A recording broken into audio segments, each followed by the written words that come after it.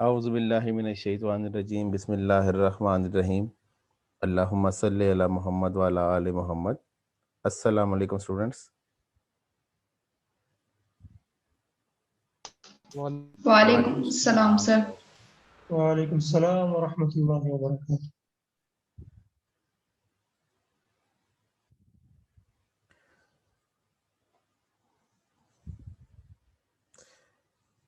जी, आपके सामने ये मैंने कल का जो क्वेश्चन था उसका जो 2004 वाला एरिया है येलो करके मैंने इसमें हाइलाइटेड किया हुआ है सॉल्यूशन। आप अपने पास जो सॉल्यूशन है उससे इसको टैली कर लें और यहाँ पे अब मैं ये अज्यूम करूँगा कि everybody has done this question और everybody is doing its daily task. Yes sir. जी, तो आगे भी एक्सपेक्टेशन यही है क्योंकि अब थोड़ा सा स्पीड अप होगा मामला जब हम स्टैंडर्ड्स शुरू करेंगे और जब एमसीक्यूज बैंक की तरफ हम मूव करेंगे ना, वहाँ फिर आपको होम टास्क ज़्यादा मिला करेगा, वो आपने फिर करना है। और जो स्टूडेंट फिर ऑब्वियसली वहाँ पे डे टू डे उसको करेगा ना, उसका फ़ायदा उसको ये होगा कि उसकी तैयारी साथ साथ होती चली जाएगी। ठीक है जी। तो वो प्लीज़ आप ये डे टू डे रखिएगा, इसको एग्ज़ाम के दिनों के लिए ना छोड़ दीजिएगा कि जी ये हम एग्ज़ाम के दिनों में जाके इसको कर लेंगे। तो ऐसा प्लीज़ ना कीजिएगा, ये फिर उस वक्त फिर मुश्किल हो जाता है। आप लोग जॉब भी कर रहे हैं ऑब्वियसली और रिस्पॉन्सिबिलिटी भी होती है और बाकी सब्जेक्ट्स भी आप देख रहे हैं, तो ये साथ साथ चीज़ें कंप्लीट करते चले जाएं और अपने नोट्स आप साथ में लिखते रहें। जो चीज़ आपने अपने आसानी के लिए लिखनी है नोट्स के ऊपर, कोई रेफरेंसिंग करनी है, कोई सीक्वेंसिंग करनी है, वैसे तो सीक्वेंसिंग मैं कर रहा हूँ कोशिश, लेकिन आप स्टूडेंट अपनी भी सीक्वेंसिंग करता है ना जी कि मैंने ये काम करना है, ये मैंने इधर से ये रेफर किया था, सर ने फिर यहाँ पे ये चीज़ लिखवाई थी, मैंने जाके इसको इससे टैग करना है।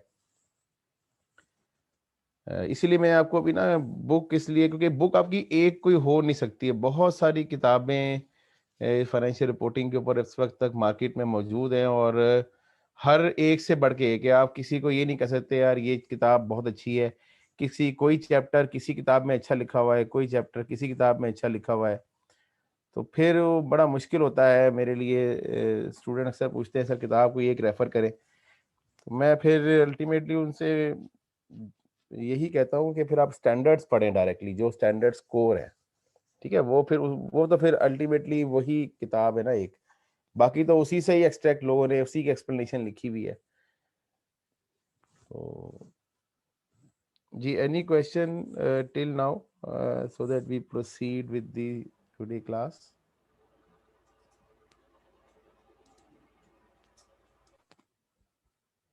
No sir.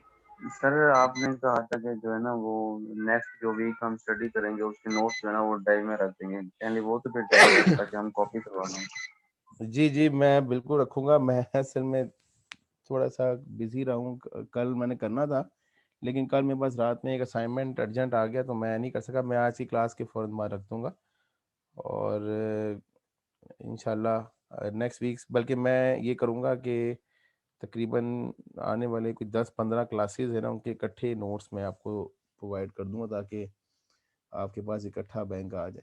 वो फिर मैं सीक्वेंस वाइज मैं असल में रीज़न ये था कि रिटन एग्जामिनेशन के पर्सपेक्टिव से मेरे पास मटेरियल तैयार है। आपका जो एग्जामिनेशन पैटर्न अब हो गया है वो एमसीक्यू बेस्ड हो गया है, तो उसके लिए कुछ चीज़ें मैंने चेंज करनी है, कम सर नहीं सारा करनी का है। सारा एमसीक्यूज बेस्ड नहीं है, वो कुछ ना कुछ नहीं, अंदर रिटर्न पार्ट कुछ भी आएगा, जैसे डिस्क्रिप्टिव वो पोर्शन के अंदर रिटर्न क्वेश्चन। पार्ट भी इंशाल्लाह, इसीलिए तो मैं कह रहा हूँ ना कि वो जो नोट्स है ना वो 100% रिटर्न पार्ट के लिए थे, तो थोड़ा सा तो उसको चेंज करना है ना। और उसमें ऑब्वियसली कुछ एमसीक्यूज का सीक्वेंस बनाना है, कुछ क्वेश्चंस ऐसे डालने हैं जो कि आपको एमसीक्यूज के लिए तैयार करें। तो बहरहाल कुछ तो चेंजेस करनी है ना, अपडेशन तो सर करनी है। बेसिकली जो लॉन्ग क्वेश्चन है हमारे, अगर वो तैयार हो जाए तो एमसीक्यूज हो नहीं जाएंगे तैयार उन्हीं से? जी जी, बिल्कुल बिल्कुल, मैं लॉन्ग ही तैयार करवाऊंगा आपको। उसके अंदर आप देखिएगा कि मैं जब आपको फर्स्ट चैप्टर पढ़ाऊंगा ना, वो लॉन्ग ही मैं बेसिकली एमसीक्यू की प्रैक्टिस आपसे करवाऊंगा। पढ़ाऊंगा मैं इस तरीके से कि पेपर में लॉन्ग सवाल ही आना है। ठीक है, पढ़ाना जो हम स्टैंडर्ड पढ़ेंगे ना, कोर स्टैंडर्ड, वो स्टैंडर्ड हम लॉन्ग को जहन में रख के ही पढ़ेंगे कि इससे अगर लॉन्ग सवाल भी आ जाए तो आप इजीली अटेम्प्ट कर लेंगे। फिर उसमें से फिर हम एमसीक्यूज ड्रॉ करेंगे, और वो हमसे हम ड्रॉ नहीं करेंगे, वो ऑटोमेटिकली आपको मैंने बैंक दिया हुआ है। जब आप पूरा स्टैंडर्ड कवर कर लेंगे तो आप उसी में से कर लेते हैं। और ये बात बिल्कुल ठीक है कि अगर आपने एमसीक्यूज की तैयारी की हुई है तो लॉन्ग मुश्किल हो जाता है, लेकिन अगर आपने लॉन्ग की तैयारी की हुई है तो एमसीक्यूज आप इजीली हैंडल कर लेते हैं, तो वो कोई मसला नहीं।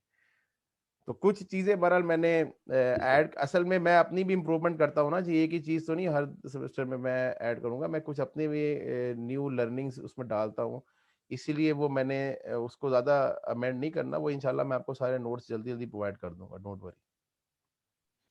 सर एक क्वेश्चन था। जी जी जी, क्वेश्चन। सर ये जो आपने जो शेयर फोल्डर पे जो रखी एक्सरसाइज रखी थी हमारे लिए, आपकी आवाज नहीं मुझे आ रही जी सही। सर जी जो आपने जो शेयर फोल्डर पे रखे थे हमारे लिए एक्सरसाइज प्रैक्टिस के लिए, सर इसको ये जी डाउनलोड जी, करने के लिए बड़ी प्रॉब्लम हो रही है, और एक तो ये अगर हम प्रिंट लें तो उसका वो सीक्वेंस ही रहता। नहीं नहीं ऐसा, ये इसकी एमसीक्यू की बात कर रहे हैं, ये इस फाइल जी की जी बात कर रहे हैं?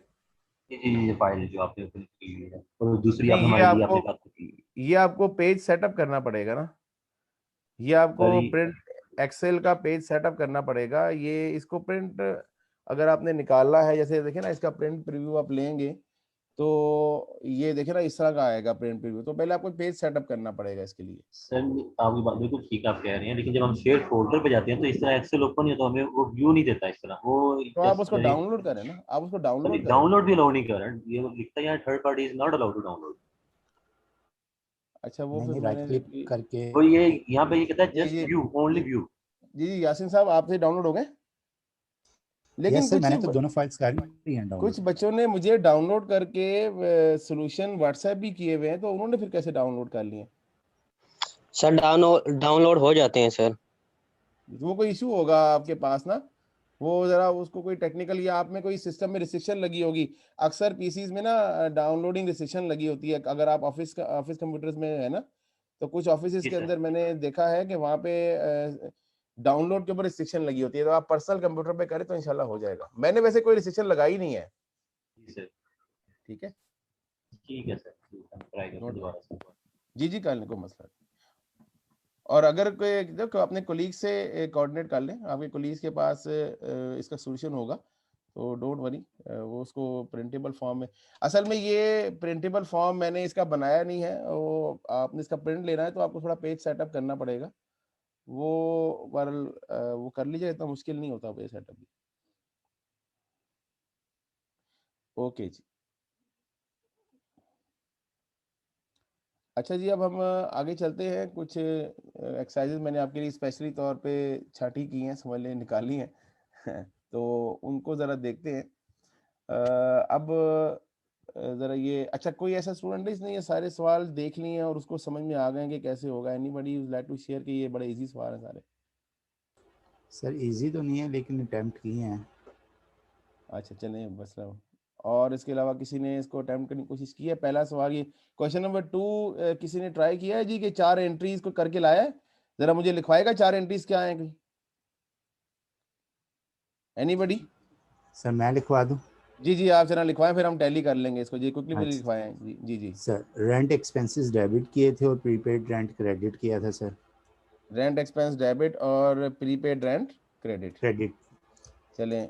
2250 2250, ठीक है जी, और ये भी 2250 हो गया। Okay, number 2, insurance expense debit unexpired insurance credit.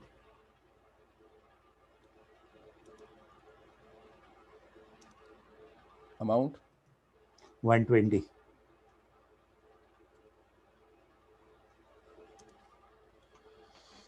Excuse me sir. जी जी बेटा,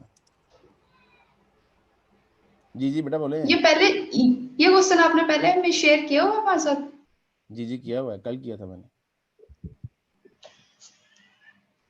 ये जो मैंने कल आपको वॉइस नोट सेंड किया था ना ग्रुप हाँ जी। में, और उसके बाद मैंने आपको बताया था सीरियल नंबर 8 के नाम से ये मैंने शेयर फोल्डर में रखा हुआ था, ये सीरियल नंबर जी 8 के ठीक नाम। है। ठीक है बेटा, चलें बहरहाल तीसरी एंट्री जनाब यासिन साहब। Depreciation expense debit accumulated depreciation credit 1000। मुझे लगता है आप सही करके ले आए सारी। बहरहाल मैंने भी किया नहीं है, मैं भी इसको सॉल्व करता हूँ। 1000 जी सर। जी, और last entry unearned revenue debit, revenue credit 800। चलें, अब ये एंट्रीज तो हो गई हैं, ये जस्ट मैंने टाइम बचाने के लिए फटाफट लिख दी हैं। अब मैं सर इसको पार्ट देखते ए हैं। भी है, पार्ट ए पार्ट भी ए, था। हाँ जी जी, वो पार्ट है तो इसी से रिलेट करेगा। चले वो मैं देखते हैं, जरा क्वेश्चन पढ़ते हैं। ठीक है Yasin Sahab, thank you for your coordination. जज़ाकल्लाह सर, थैंक यू। जी जी, ओशन ओडी कंपनी जो है ये ऑपरेट्स करती है small fishing boat that takes tourists at several island resorts to the fishing excursions। ठीक है। अच्छा, एक चीज यहाँ पे मैं अब ये सवाल पढ़ते हुए मेरे जहन में आई है कि बाज़ औक़ात MCQ जो होता है या जो सिनेरियो होता है ये बड़ा सिंपल होता है, लेकिन उसकी जो इंट्रोडक्टरी पैराग्राफ डाल के उसको बज़ाहिर तौर पे सिर्फ बड़ा किया जाता है ताकि आप उसको थोड़ा रीड करना पड़े आपको। तो आपकी रीडिंग कॉम्प्रीहेंशन बड़ी स्ट्रांग होनी चाहिए यहाँ पे। इवन के क्योंकि ये स्टेज में तो खैर इतनी ज़्यादा रीडिंग नहीं होती, लेकिन जब आप आगे स्टेजेस में जो स्ट्रेटेजिक लेवल में जाएंगे और यहाँ पे केसेस आपको सॉल्व करने होंगे, वहाँ बल्कि यहाँ पे भी कुछ केसेस हैं कुछ जगहों पे ना, जैसे हम एक दो स्टैंडर्ड्स रेवेन्यू के स्टैंडर्ड्स पढ़ेंगे तो वहाँ पे आपको केसेस दिए होंगे, जैसे IS 37 हम पढ़ेंगे, वहाँ पे केसेस हैं। तो वो केसेस पढ़ने के लिए आपको कॉम्प्रीहेंशन बड़ी स्ट्रांग अपने अंदर रीडिंग डेवलप होनी चाहिए। आपको पैराग्राफ्स के अंदर, सेंटेंसेस के अंदर रिलेशनशिप डेवलप करना आना चाहिए। आपको टेंसेस बड़े स्ट्रांग आने चाहिए कि ये कौन सा टेंस की बात हो रही है, ये जो पैराग्राफ है इसमें कौन सा टेंस यूज हुआ है। मैं कोई टेक्निकल जार्गन्स की बात नहीं कर रहा, रिलेशनशिप और अंडरस्टैंडिंग की बात कर रहा हूँ। तो ये चीजें और ये रीडिंग से आती हैं इंशाल्लाह। जब आप रीडिंग करेंगे, जब हम स्टैंडर्ड्स पढ़ेंगे, मैं कुछ चीजें आपको रीडिंग करने के लिए भी दूंगा, बाज मैं आपको कोर स्टैंडर्ड्स रीड करने के लिए दूंगा, कुछ पैराग्राफ। उसका मकसद भी ये होगा कि आप में एक कॉम्प्रीहेंशन डेवलप किया जाए। तो बज़ाहिर MCQ से सिंपल होगा, लेकिन उसको चूंकि थोड़ा सा डिटेल उन्होंने कोई बैकग्राउंड बताया होगा उसके अंदर, तो वो आपको लगेगा शायद किसी टेक्निकल सिनेरियो की बात की जा रही है। मैं एक दो सवाल आपको करवाऊंगा, वहां पे मैं आपको इसको प्रूफ भी इंशाल्लाह करूंगा। The company adjust is accounts at the end of each month. अच्छा, मंथली अकाउंट एडजस्टमेंट होती है। Selected account balances appearing on the March 31 adjusted trial balance. इसका मतलब ये हुआ कि March 31 को जो एडजस्टमेंट पास होनी थी वो पास हो चुकी है। ठीक है, इट मींस कि जो March 31 को एडजस्टमेंट थी वो हो चुकी है और आपने वही एडजस्टमेंट यहाँ पे पास किए हैं जो हो चुकी हुई हैं। तो आपने पहले आइडेंटिफाई करना है ना कि वो एडजस्टमेंट हुई क्या थी, वो डाटा क्या था। लेकिन ये डाटा आपको आफ्टर एडजस्टमेंट का दिया हुआ है। अगर ये डाटा बिफोर एडजस्टमेंट का दिया होता तो फिर ये कुछ और सिनेरियो होता। ठीक है जी। तो प्रीपेड रेंट आपको दिया हुआ है 9000 का, अनएक्सपायर्ड इंश्योरेंस 1200 की दी हुई है। बोट ये एक नॉन करंट एसेट है, ये आपको दिया हुआ है 60,000 का। एक्यूमुलेटेड डिप्रीसिएशन इसका दिया हुआ है 8,000 रुपए, और अनअर्न्ड पैसेंजर रेवेन्यू दिया हुआ है 940 से। ठीक है जी। चलें जी, अदर डाटा में हम इसको अब रिलेट करते हैं। ये गिवन है और इसको आप इस रिलेट करते हैं। The boat is being depreciated over a 5-year estimated useful life with no residual value। ठीक है जी। अच्छा, ये बड़ा सिंपल है जी कि 5 साल की उसकी एस्टिमेटेड लाइफ है। अच्छा, अगर हर महीने अकाउंट एडजस्ट होते हैं तो 5 सालों में कितने महीने होते हैं जी? 60 मंथ्स होते हैं ना 5 सालों में। तो इसका मतलब ये हुआ कि जो ये 60,000 है ये कितने महीनों का डेप्रिसिएशन होगा? 60 मंथ्स के। ठीक है ये, हाँ, कितने महीने? 60 महीने। 60 महीने। तो 60,000 को 60 पे डिवाइड करें। 1000 पर मंथ रन। हाँ जी, हाँ जी, 1000 पर मंथ डेप्रिसिएशन कैलकुलेट हो गया। आपने ये तो इजी कैलकुलेट हो गया ना सबको कि डेप्रिसिएशन कैलकुलेट करते हैं कॉस्ट डिवाइडेड बाय लाइफ। अब चूंकि ये आपको मंथली डेप्रिसिएशन है तो आपको हर महीने का डेप्रिसिएशन कंप्यूट करना होगा ना, हर महीने की एंट्री पास करनी होगी। ठीक है, तो ये चले मैंने अभी वर्किंग आपको बताई है, अभी मैं आगे इसका रिक्वायर्ड होता कुछ और हो। मैंने आपको सिर्फ एक जस्ट छोटी सी कैलकुलेशन करवाई है कि 1000 पर मंथ डेप्रिसिएशन कंप्यूट होगा। अब ये रिक्वायर्ड क्या है, वो होता है कुछ और पूछा हुआ उसने। चले आगे चलते हैं जी। The unearned passenger revenue represents tickets good for the future rides, ठीक है जी, sold to a resort hotel for 20 per ticket on March 1। अच्छा देखें, unearned जो रेवेन्यू है ये ऑब्वियसली होता ये है कि कुछ जो कंपनीज होती हैं, बल्कि अक्सर कंपनीज क्या करती हैं, वो एडवांस में टिकट्स इशू करती हैं। तो जब वो कंपनी एडवांस में टिकट्स इशू करती हैं, चूंकि अभी उन्हें राइड्स अभी नहीं दिया है, तो वो राइड्स के अगेंस्ट रेवेन्यू रिकॉर्ड नहीं कर सकते, वो उसको अनअर्न रिकॉर्ड करते हैं। वो कैश को डेबिट करेंगे और अनअर्न रेवेन्यू को क्रेडिट करते हैं। ठीक है, आपने कोई 20 रुपए के हिसाब से या $20 के हिसाब से March 1 को टिकट सोल्ड किए थे। During March 40 tickets were used, ठीक है, और मार्च में 40 टिकट्स जो है वो इस्तेमाल हो गए हैं। अच्छा, अब मुझे बताएं कि अगर 20 रुपए का एक टिकट है तो 940 रुपीज कितने टिकट को रिप्रेजेंट कर रहा है? 47 सर। Very good. इसको डिवाइड करेंगे 20 से, ठीक है, तो ये हो जाएगा 47 टिकट्स, ठीक है जी, 47 टिकट्स अनअर्न्ड है। इसका मतलब ये हुआ, इसका मतलब क्या है कि एडजस्टमेंट होने के बाद 47 टिकट बच गए हैं, ऐसे ही है ना जी। इसका मतलब ये हुआ कि अगर इसमें टोटल हम 40 को ऐड कर दें तो ये टोटल टिकट सोल्ड आ जाएगा, क्योंकि 40 तो यूज हो गए ना, यहाँ पे देखें 40 यूज हो गए और ये 47 अनयूज की फिगर है, तो टोटल टिकट जो है वो कितने बनेंगे जी? 87 बनेंगे जी, ऐसे ही सर यहाँ पे क्वेश्चन जो आपने सेल किए होंगे ना मार्च 1 को, ऐसे ही है जी। ये नेट फिर प्रॉब्लम कर रहा है जी। जी बताइए जी। जी सर आप कंटिन्यू करें, दोबारा क्वेश्चन करते हैं। हाँ नहीं बताइए, मैं क्वेश्चन ले रहा हूँ आपका। मेरी अंडरस्टैंडिंग के मुताबिक ये लग रहा था कि ये इसमें 940 जो लिखा हुआ है, यानी कि 47 जो है ये उसने अनअर्न्ड रेवेन्यू बुक कर लिया हुआ है, और नीचे जो उसने अदर डाटा दिया कि उसमें जो 40 टिकट है वो यूज हो गई है। अब रिमेनिंग हमारे 7 नहीं रहेगी, ये एडजस्टमेंट नहीं सर, ये ऊपर एडजस्टेड बैलेंस लिखा हुआ है ना, ये मार्च 30 को एडजस्टेड ट्रायल बैलेंस है, मींस के एडजस्टमेंट हो चुकी नहीं है, ये दिया हुआ है, ठीक है जी, ठीक हो गया। इससे जो नीचे दिया अदर डाटा, अगर ये आपको अदर डाटा तो उसी को एक्सप्लेन कर रहा है ना फर्दर, ठीक है, अदर डाटा तो उसको एक्सप्लेन कर रहा है ना फर्दर कि जी ये हुआ था, ये इवेंट होने के बाद, यानी ये अदर डाटा रिकॉर्ड होने के बाद ये बैलेंसेज हैं, ठीक है।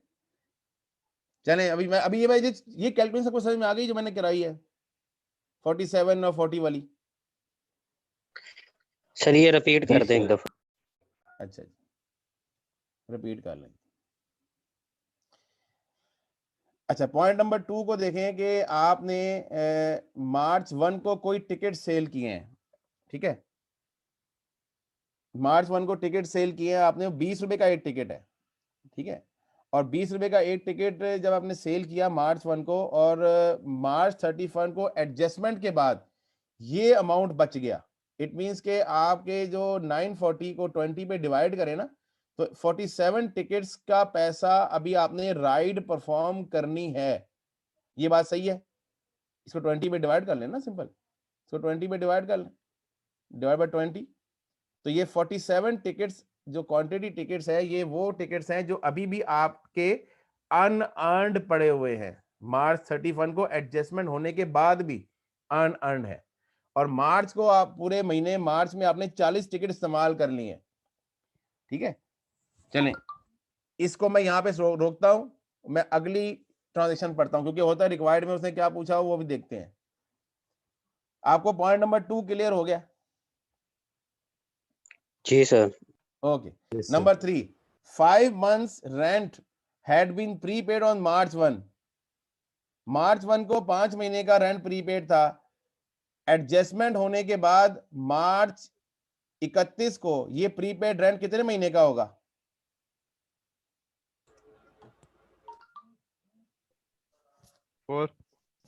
यस, 12 महीने का।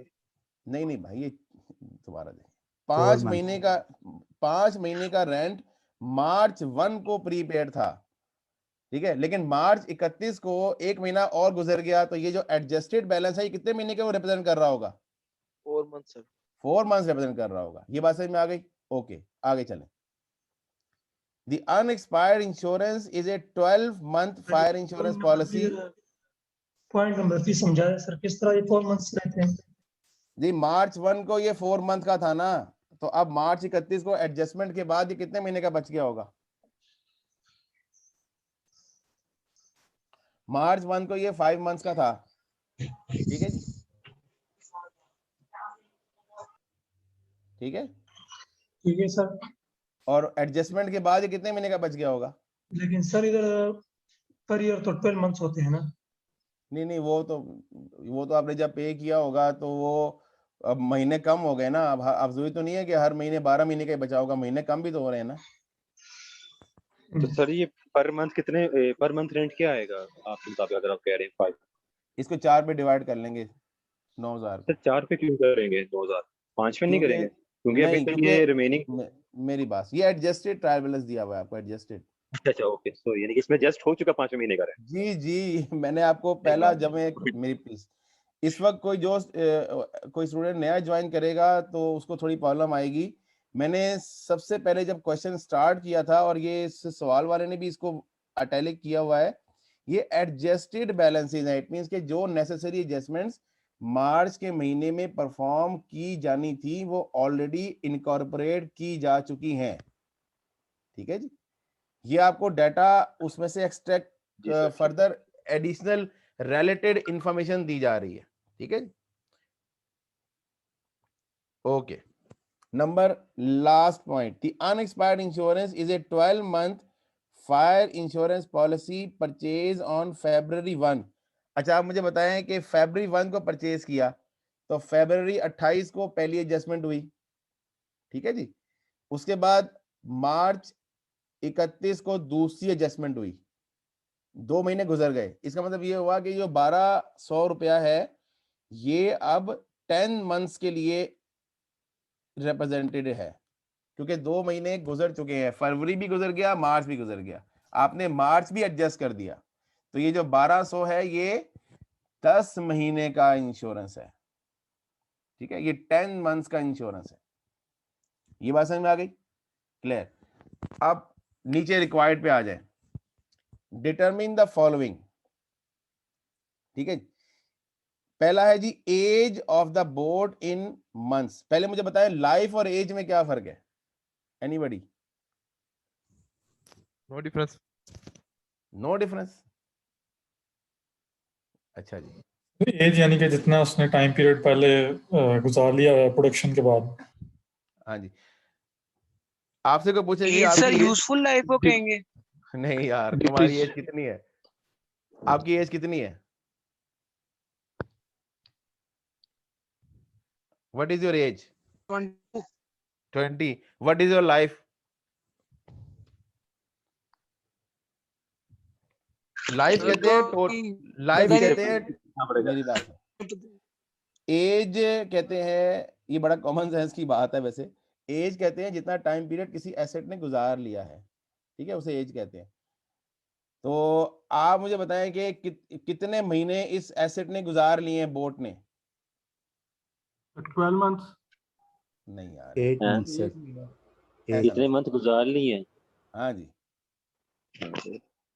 Sir 2 months. सर नहीं ये तो बताया नहीं, इसने परचेज कब किया, ये तो बताया नहीं इसने कि इस बोर्ड को हमने परचेज कब किया था। और यही तो पता करना है ना, यही तो सर सवाल 8 पता months। कर। अब आप सुनिएगा, अभी आपने बिल्कुल क्वेश्चन के स्टार्ट में मैंने आपको कैलकुलेट करवाया था कि एक महीने का डेप्रिसिएशन 1000 आएगा, ठीक है जी। जब एक महीने का, एक मिनट, जब एक महीने का डेप्रिसिएशन 1000 है तो टोटल इस वक्त तक कितना एक्यूमुलेटेड हो चुका हुआ है? 8000। 8000। देखें थोड़ा सा ना, मुझे अब आप लोगों को थोड़ा सा म्यूट करना पड़ेगा। 8000 जी जी 8000। मैं बिल्कुल डिस्कशन को मैं इंकरेज करता हूं, लेकिन प्लीज अगर आप कहीं और बिजी हैं तो प्लीज म्यूट योर माइक, ठीक है। ओके, 1000 पर मंथ डेप्रिसिएशन है और इस वक्त तक एक्यूमुलेटेड डेप्रिसिएशन वो 8000 आप रिकॉर्ड कर चुके हैं। इट मींस आपने 8 दफा मंथली डेप्रिसिएशन रिकॉर्ड किया होगा, तो 8 महीने गुजर चुके हैं। ठीक है, तो आप ऐसे निकाल सकते हैं इसको कि एक्यूमुलेटेड डेप्रिसिएशन, ठीक है, इसका फॉर्मूला आप ऐसे बना सकते हैं कि accumulated depreciation divided by monthly depreciation. ठीक है, तो ये आपका कैलकुलेट हो जाएगा 8 मंथ्स। ठीक है, तो पहला क्वेश्चन का आंसर है 8 मंथ्स। ठीक है जी, तो यहां पे लिख लें इसको 8 मंथ्स। ये पहले का आंसर है 1 का। ओके, क्लियर है जी? 1 में कोई बात? Okay, number 2, how many $20 tickets for future rides were sold on the resort on March 1? ये बड़ा सिंपल है जी। ये 940 रुपीज जो है अर्न पैसेंजर रेवेन्यू, ये 47 टिकट्स को रिप्रेजेंट कर रहे हैं, लेकिन मार्च के महीने में 40 टिकट इस्तेमाल हो चुके थे, वो इसमें आप ऐड कर दें, तो टोटल 87 टिकट्स। तो बी का आंसर है 87 टिकट्स। यानी कैलकुलेट कैसे करेंगे? Used tickets plus unused tickets is equal to sold tickets. तो यूज कितने हो गए? 40। अनयूज कितने पड़े हुए हैं? 47। वो कैसे निकाला? 940 डिवाइडेड बाय 20, ये आ जाएगा 47 जी। What is the answer? 87। Yes. Number 3 point, the monthly rent expense. Simple, monthly rent expense कैसे है कि जी इस वक्त ये जो प्रीपेड रेंट है वो 9000 है, और 9000 ये 4 पे डिवाइड करेंगे। क्यों 4 पे डिवाइड करेंगे? कि ये जब March 1 को ये 5 महीने का था, लेकिन 31 मार्च को ये 4 महीने का रह गया होगा। जी आंसर क्या आ रहा है?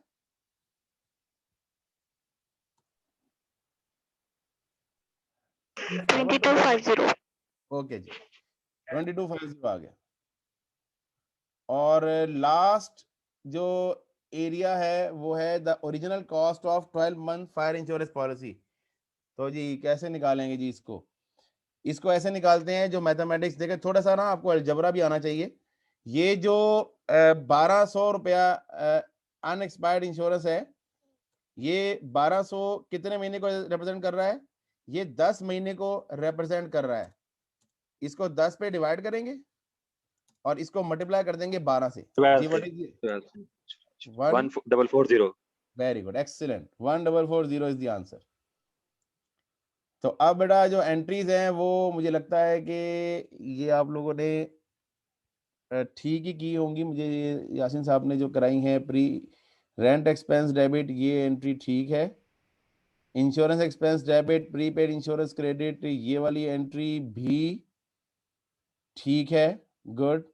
डेप्रिसिएशन एक्सपेंस ये भी ठीक है। तो और अनअर्न्ड रेवेन्यू डेबिट और रेवेन्यू क्रेडिट बिल्कुल ठीक है जी, 40 tickets, excellent, correct. Any question?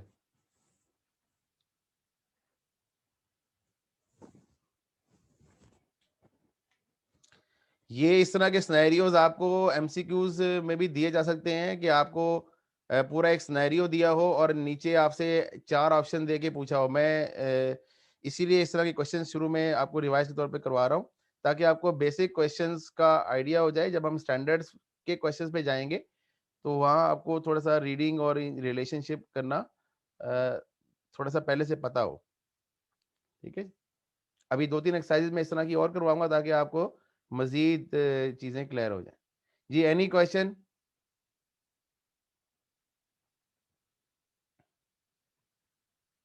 Okay जी, next question is about, yes, ये बड़ा सिंपल सा एक सिनेरियो था जो मुझे थोड़ा सा अच्छा लगा, तो मैंने आपके लिए ये यहाँ पे पुट कर दिया है। इसमें आपको सिर्फ लेजर अकाउंट्स दिए हुए हैं, और लेजर अकाउंट्स दे के आपको कहा गया है कि identify the events and entries, कि इवेंट्स क्या हुए हैं और इसके अगेंस्ट एंट्री क्या हुई होगी। तो अगर आप देखें तो यहाँ पे आपको डिफरेंट अकाउंट दिए हुए हैं। सप्लाईज एक्सपेंस का अकाउंट दिया हुआ है, सप्लाईज का अकाउंट दिया हुआ है, अकाउंट रिसीवेबल का अकाउंट है, सैलरीज एंड वेजेस एक्सपेंस का अकाउंट है, ठीक है, और सैलरी वेजेस पेबल का अकाउंट दिया हुआ है, अनअर्न्ड सर्विस रेवेन्यू है और सर्विस रेवेन्यू है। अच्छा, अगर आप देखें तो पहले यानी जो डे 1 के बैलेंसेस हैं, जो डे 1 के अमाउंट है वो बैलेंसेस आपको बताए गए हैं। जैसे ये अमाउंट ये बैलेंस है, ठीक है। अच्छा, इसके बाद आपको बैलेंस एक ये बताया हुआ है, दूसरा बैलेंस सप्लाईज का।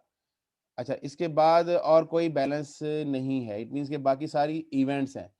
तो जी पहला इवेंट अगर हम आइडेंटिफाई करें तो एक इवेंट पहला ये होगा, अगर हम देखें, अगर हम सीक्वेंस से चलें तो ये जी, ये जुलाई 10 को आपने 200 रुपए की सप्लाईज परचेज की हैं, तो ये इवेंट आइडेंटिफाई करें। लिखे जी, यहाँ पे लिखे इवेंट पहला क्या हुआ है, जुलाई 10 को परचेज्ड सप्लाईज ऑफ रुपीस या डॉलर जो भी है 200, ठीक है। तो ये इवेंट हमने आइडेंटिफाई करके टैली कर लिया कि 200 रुपये से ये डेबिट हुआ है ना जुलाई 10 को। अच्छा, उसके बाद अगर आप इवेंट देखें तो ये जुलाई नहीं 15, 10 के बाद 15 आता है, 15 तारीख को ये एक इवेंट हुआ है सैलरी वेजेस एक्सपेंस का। तो जुलाई 15 उससे पहले को 14 जुलाई भी है। हाँ 14 भी चले, 14 को क्या है, सर्विस रेवेन्यू है। तो जुलाई 14 सर्विसेज वर परफॉर्म्ड, ठीक है, ₹2000। ओके, ये वाला इवेंट भी हमने आइडेंटिफाई कर लिया। इसको मैं ख़त्म कर दूं, ये तो कभी नहीं किया हमने, ये भी आइडेंटिफाइड हो गया, दिस इज डन। ओके, उसके बाद जुलाई 15 है जिसमें हमने salaries and wages expense record किया है, तो ये हमने पेमेंट की होगी obviously.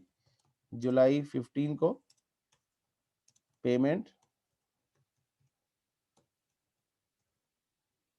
Of wages and salaries, okay, ₹1200।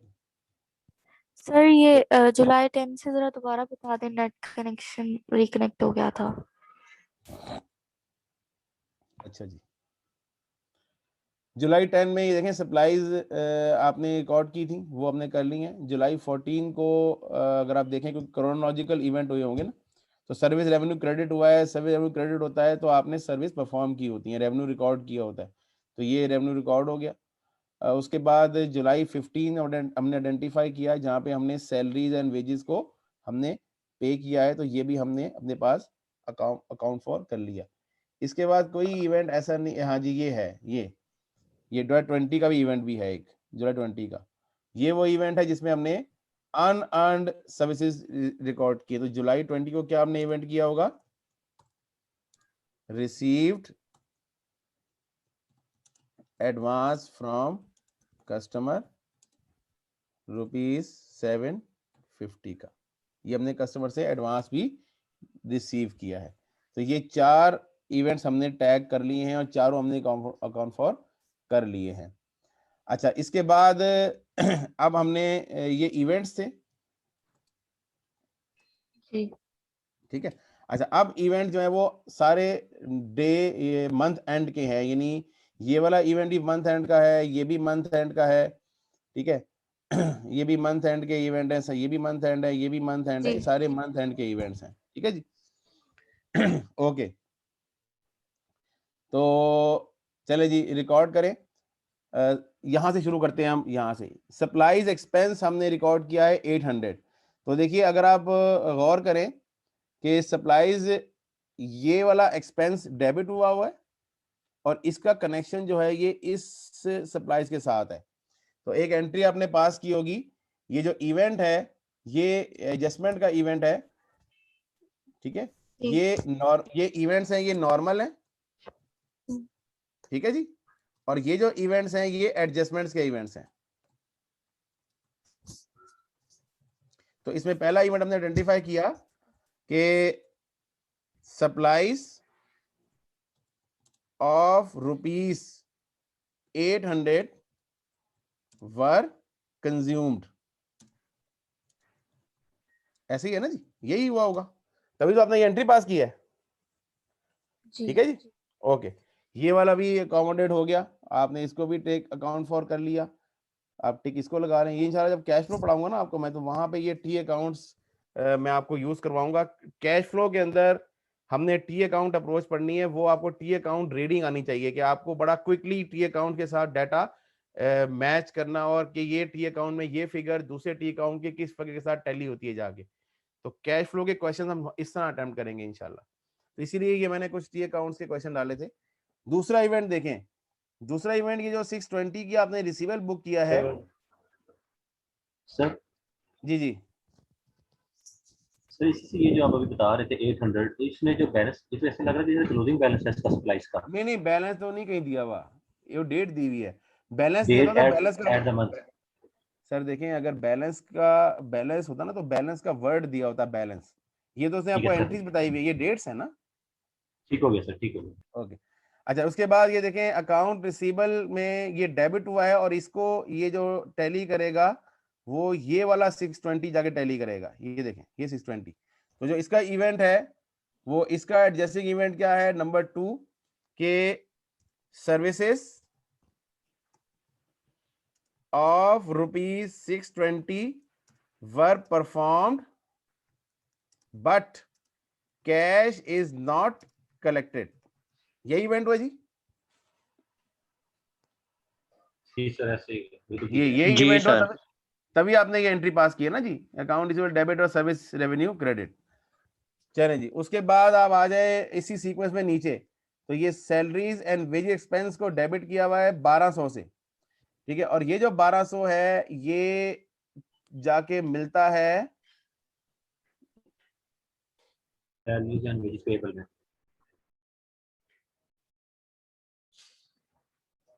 ये इस वाले 1200 से, ठीक है जी। तो क्या है इसका इवेंट, क्या कोई लिखवाया मुझे event?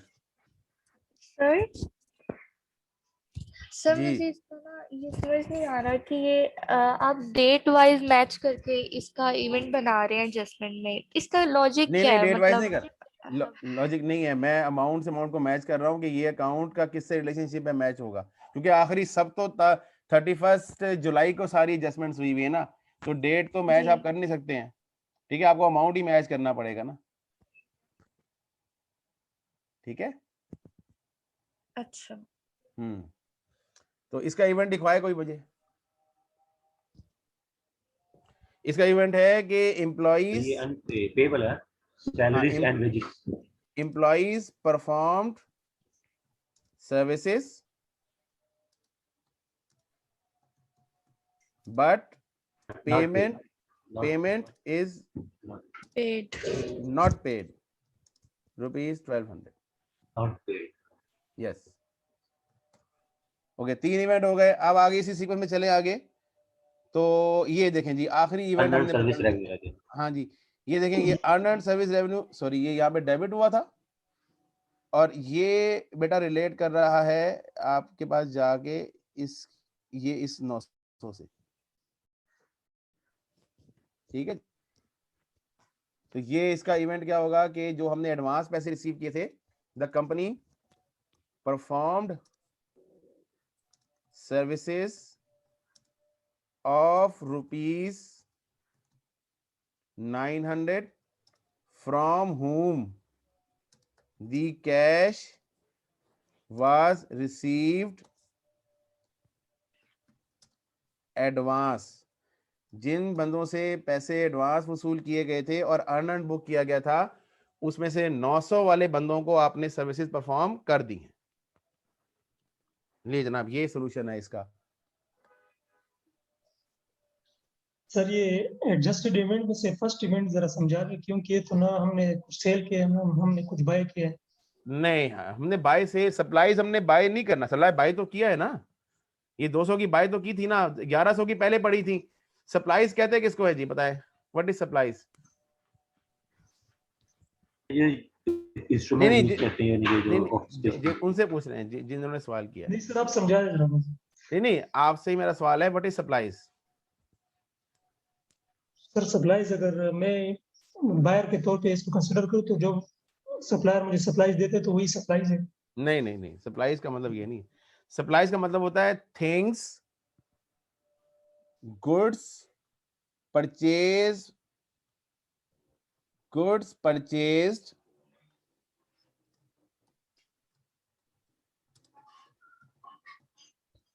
to be used in normal business। मसलन इस वक्त अगर मैं अपनी बात करूं तो टीचर्स के लिए मार्कर, बोर्ड मार्कर जो है ये सप्लाईज है, ठीक है। डॉक्टर के लिए नहीं, ये सप्लाईज अलग चीज है। सप्लाईज जो यूज होनी होती है ना, स्टेशनरी सप्लाईज में होती है। कंपनी जो गुड्स यूज करती है ना डे टू डे में, उसको सप्लाईज कहते हैं। वो जो आप बात करें वो इन्वेंट्री होती है, उसको हम उसको मर्चेंडाइज इन्वेंट्री कहते हैं, वो अलग चीज है। सप्लाईज अलग चीज है, इन्वेंट्री। जी आपकी आवाज नहीं सही आ रही सर। रॉ मटेरियल भी सप्लाईज होता है? नहीं, सप्लाईज को जो टेक्निकली या नॉर्मली अकाउंटिंग में कहते हैं ना कि वो गुड्स जो आप बिजनेस में इस्तेमाल के लिए परचेज करते हैं उनको सप्लाईज कहते हैं, ठीक है। रॉ मटेरियल स्टोर सप्लाईज अलग चीज है। बेसिकली वो स्टोर तो करते हैं ना। सप्लाईज एक एक्सपेंस होगा और इन्वेंट्री एक एसेट होगा हमारे लिए। सप्लाईज भी एसेट होता है जब तक इस्तेमाल ना हो जाए। जब इस्तेमाल हो जाए तो इन्वेंट्री भी एक्सपेंस है, सप्लाईज भी एक्सपेंस है। आपने लफ्ज़ यूज किया है इन नॉर्मल बिजनेस, ये नॉर्मल बिजनेस का लफ्ज़ यूज किया है। Good purchase day to day operations में इस्तेमाल होता है ना, इसलिए नॉर्मल बिजनेस यूज किया। रूटीन सप्लाईज हमारे एसेट परफॉर्म करने के लिए जब हम इसको परचेज करते हैं, रूटीन एक्टिविटी। जी जब हम इसको परचेज करते हैं, सप्लाईज परचेज करते हैं, तो उस टाइम एंट्री हमारी क्या होती है? सप्लाईज मतलब एसेट होती है। जी एसेट डेबिट करते हैं जी। ये डेबिट किया तो हुआ एसेट, देखें ये नीचे एसेट है ना, ये एसेट है सप्लाईज, ये वाला एसेट है, ठीक है। और देखें 800 की सप्लाईज आपने क्रेडिट कर दी है तो वो आप डेबिट कर दिया सप्लाई एक्सपेंस को, तो ये 800 की यूज हो गई है ना, कंज्यूम हो गई है, ठीक है सर। ये इन दोनों का जरा लिंक बता देगा, अर्न सर्विस रेवेन्यू और सर्विस रेवेन्यू। हाँ जी, जो पॉइंट नंबर आई थिंक 4 है, पॉइंट नंबर 4 है ना। यस सर, यही है। पॉइंट नंबर 4 में ये है कि अनअर्न्ड को डेबिट किया है आपने और सर्विस इनकम को क्रेडिट किया है 900 से। इसका मतलब ये है कि जी सर ये अकाउंट जिसने एंट्रीज पास की है ना सर सर्विस रेवेन्यू के, ये जरा बता दीजिए ये इसमें किस बेस के ऊपर ये एंट्री पास की, 2000 की, 900 की, 620 की। हाँ 2000 की तो ये मैंने देखा ना, ये जुलाई 14 को आपको ये ऊपर इवेंट आइडेंटिफाई कर लिया, ठीक है। जो ये 620 की है ना, ये वो अकाउंट रिसीवेबल के अगेंस्ट है कि आपने सर्विस रेवेन्यू परफॉर्म कर दिया है लेकिन पैसे भी वसूल नहीं किए, तो ये 620 वो हो गया। 900 वो सर्विसेज हैं जिनके पैसे आप पहले ही वसूल कर चुके हैं। इसको डेबिट कर दिया, फिर हमने ये डेबिट किया 900। अनर्न तो लायबिलिटी होती है ना हमारी, डेबिट को किया तो फिर ये राइट साइड करना चाहिए। अनर्न लायबिलिटी होती है, लायबिलिटी हमारी कम हो गई ना, हमने अदा कर दिया ना सर्विसेज, हमने सर्विस परफॉर्म कर दी है ना जी, हमने सर्विस परफॉर्म कर दी है, हमारे लिए लायबिलिटी थी ना ये। अनअर्न सर्विस लायबिलिटी होती है, ये मैंने आपको, आपने मेरे ख्याल में पहली क्लास ट्रेनिंग की है मेरी, जो मैंने डेफरेंस, हाँ मैंने डेफरेंस और क्रूअर्स डिटेल से पढ़ाए थे, आप जाके मेरे रिकॉर्डेड लेक्चर जाके देखें। इस तरह वो चीजें कंफ्यूज, मैं इसलिए हाँ वो उनसे कहें कि हमें दे, वो आप उनको कॉल करेंगे तो देंगे ना आपको, आप उनको कॉल करें। देखें मेरे इख्तियार में नहीं है, मैं वो आईटी उसमें इन्वॉल्व होती है, मैंने उनको 2-3 दफा कहा है कि स्टूडेंट्स मांग रहे हैं, तो बहरहाल वो कह रहे हैं जी हम कर रहे हैं इसके ऊपर काम, तो आप भी अपनी तरफ से फॉलो अप करें कि टीचर ने आगे पढ़ा दिया है, हाँ हम जरूर करें। डेफरल्स और अक्रूवल्स जब मैंने पढ़ाए थे ना, तो मैंने वहां पे अनअर्न्ड का कॉन्सेप्ट बताया था कि अनअर्न्ड एक डेफरल रेवेन्यू, डेफर्ड रेवेन्यू होता है, कि ये लायबिलिटी हमारे लिए होती है और ये लायबिलिटी को डेबिट कर देते हैं। ना आपने किसी को खिदमत अंजाम देनी है, ठीक है, आपने की उतनी की सर्विसेज अंजाम दे दी तो आपकी लायबिलिटी खत्म हो गई ना, कम होगी लायबिलिटी आपकी। जी सर ऐसे ठीक है आपसे, सर ये पॉइंट आता है मुझे, ये वाला जो आप बता रहे थे, सॉरी मैं आपको। ये थर्ड वाला पॉइंट जरा दोबारा बताइएगा एडजस्टमेंट में। हाँ एडजस्टमेंट में पॉइंट ये है कि ये देखे ना, सैलरी एक्सपेंस को डेबिट किया हुआ है 1200 से और यहाँ पे सैलरी पेबल क्रेडिट हुआ है 1200 से। तो इसका मतलब ये हुआ कि कोई एक्सपेंस ऐसा है जो हैपन तो हो गया है लेकिन आपने भी पे नहीं किया, ये अक्रूवल है, ये अक्रूवल है liability. Salaries and wages expense में पे नहीं हो गया? नहीं पे हुआ ना, पेबल रिकॉर्ड किया हुआ ना भाई, वो देखो ऊपर 1200 से पेबल भी तो रिकॉर्ड है ना। ओके पे होता तो कैश क्रेडिट होता है ना, वो ऊपर क्रेडिट साइड पे लायबिलिटी में एंट्री आ रही है। ये रिवर्स, बेसिकली हमने रिवर्स काम किया है। हमें नॉर्मली हमें ट्रांजैक्शन गिवन होती है, हमें एंट्रीज पास करनी होती हैं, यहाँ हमें एंट्रीज गिवन है, हमें ट्रांजैक्शन आइडेंटिफाई करनी है। ठीक है सर। ठीक है, हाँ ये भी इस तरह के सवाल भी बहुत आते हैं यहाँ पे, इसीलिए ये सवाल भी आपको प्रैक्टिस होनी चाहिए। आपको कैश फ्लो बना बनाया दिया होगा, आप कहा गया इसका क्वेश्चन ड्राफ्ट करें कि किस तरह बना था, आपको आंसर दिया होगा, आपको क्वेश्चन ड्राफ्ट करना होगा, ये भी आपको करना होगा क्योंकि इसमें रिवर्स भी चलना होता है बाजों का। तो ये प्रोफेशनल स्टडीज है जी, यहाँ पे तो सवाल कोई पैटर्न पे नहीं आता, यहाँ पे जिस तरह का आपको अब नॉलेज, जिस तरह वो एग्जामिनर चाहेगा वो नॉलेज टेस्ट करेगा, चाहे वो सीक्वेंस कोई भी रखे, उसने आपकी प्रोफेशनल चीजों को चेक करना है। ठीक है जी, तो कोई पैटर्न ये नहीं है। एंट्री क्या पास की होगी सर? ये जब ये 900 एंट्री तो पास हुई भी है ना, किस कौन सी क्या पास की होगी? ये बताए 900 वाली है। 900 को डेबिट किया होगा ना, एंट्री पास होगी earn and service revenue debit और service revenue credit. Thank you, ठीक है सर, क्लियर हो गया। वो पोस्ट भी तो उसी अकाउंट में उसी साइट पे ही किया हुआ है ना, डेबिट साइट पे किया हुआ है। बिल्कुल मैं समझ गया, डिक्रीजिंग लायबिलिटी होगी तो वो हमारा डेबिट हो जाएगा, तो वहां जी हमारी जी सेल लायबिलिटी इंक्रीज होगी। जी जी जी जी। Any other question?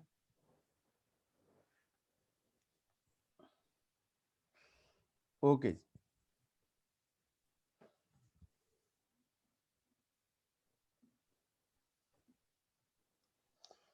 हाँ जी, ये सवाल जो है वो अब थोड़ा सा एरर, गलतियों के बारे में भी हम देख लें कि कुछ एरर्स हुए हैं और उन एरर्स को लोकेट करना है और उन एरर्स को फिर करेक्ट करना है।